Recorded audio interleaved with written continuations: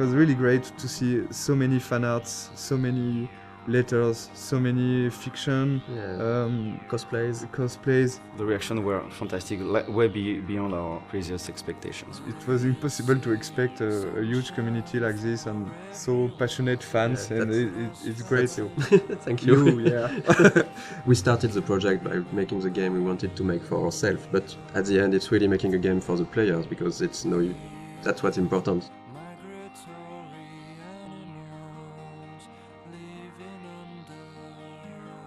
So welcome to the dev commentary of Life is Strange. We're really happy to be there and talk about the game. Thank you for watching. Thanks. I'm Raoul Barbet, one of the co-game director of the game. And I'm Michel Cor, the other co-game director of the game.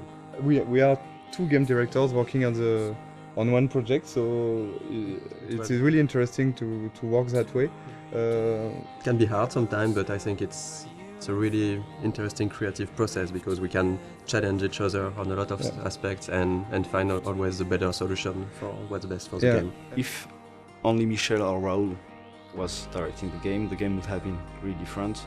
They both know how to make a game. Like they're not stuck in their field of expertise.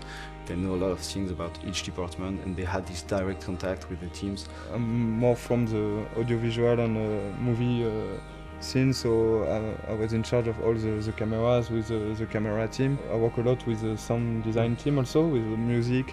And myself, since I'm from an illustration background, my specialties were more on the art direction, and later, for this game, I'm starting to work way more with the narrative team and the voice recording sessions.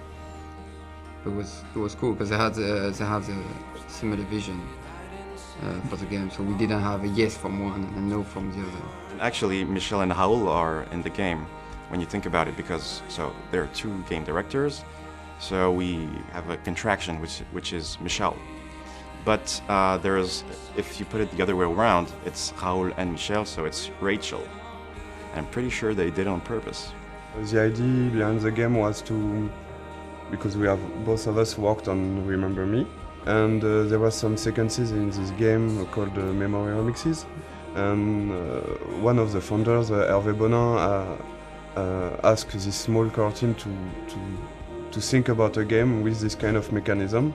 Very quickly came the episodic adventure game, because we wanted really to do something like that. There is really a lot of good interactive ways to tell stories. On an episodic format, you have to make a lot of choice for episode 1, because you won't be able to change after. A lot of assets have to be there in episode 1. Yeah.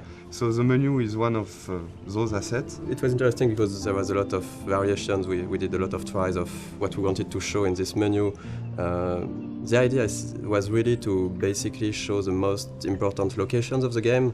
So we can see the Blackwell Academy on the top right, we can see the lighthouse, we can see the town of Arcadia Bay. We were really trying to give a sense of location and just showing like the game world with the menu. We really wanted to make the player feel that all areas are connected, and the menu is a great way to do that. One of the main importance for us for the game was to have a peaceful game with this sense of you can take your time, and we wanted to reflect that from the menu. So we worked on those small wind effects and the leaves that are going around and the nice and soft music. It was just when you start the game you should feel quite at peace and comfortable.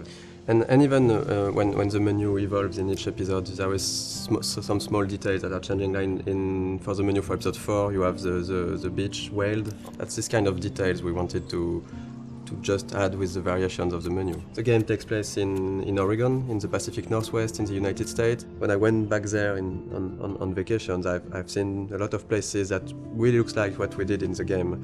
So I guess it was a really big job of references to be sure that everything was correct, but it's also something that's really exciting about making a game, that you have to look at everything and to reproduce reality, and with, of course, our own lens and stylizations, but we really wanted this to feel like being in Oregon. Sometimes people ask us if we choose to have a game in the United States for marketing, for selling the game. We knew that we were fans of like TV shows like Twin Peaks or X-Files. They have those trees and the Pacific Northwest feeling. I think they are a great example of a small community thinking that everybody know each other and everybody is happy, but when you put something inside this community, it could be something supernatural. You discover a lot more. And it's really a way to shift things around and to bring chaos and interesting variations on the characters. And in the end, Life is Strange is really a game and a story about the characters, about their lives. It's not a story about the sci-fi elements. The sci-fi elements are just, for us, they were just here to make things interesting.